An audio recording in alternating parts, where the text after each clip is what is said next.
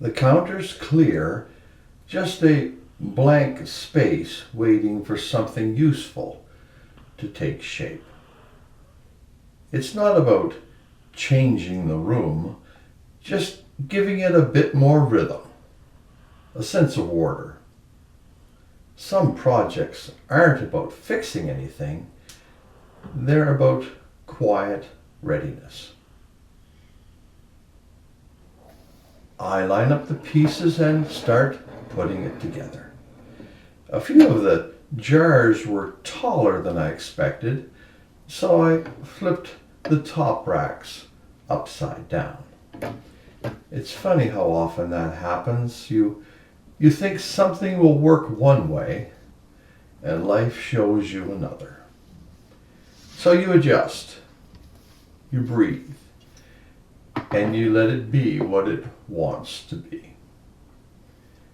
Maybe that's what being present really means.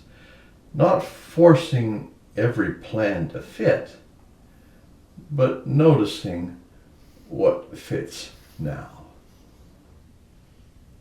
I spread the jars across the counter.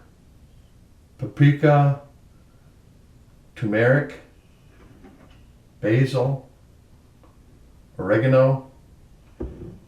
Each one carries its own color, scent, and story. Curry powder smells like warmth. Cinnamon, like a good memory. It's strange how much of life can hide itself inside something this small. I start arranging them. Alphabetical makes sense, but harmony feels better. Salt near pepper, basil near oregano. Each jar finds its place. The whole thing begins to look balanced. I catch myself wondering how anyone really decides where things belong. Should the hot spices stay on one side and the savory ones on the other? Should the ones I reach for the most sit closer at hand? There isn't one right answer, just what works today. You build the order that suits the life you're already living. The rack stands finished. Simple, clean, a bit of warmth against the wall. I take a step back. It's not perfect, but it feels settled. Like a corner of life saying, okay, I'm ready now. Maybe that's what preparation really is.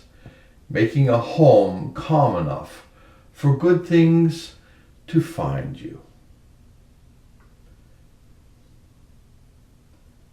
Peace doesn't always arrive with noise.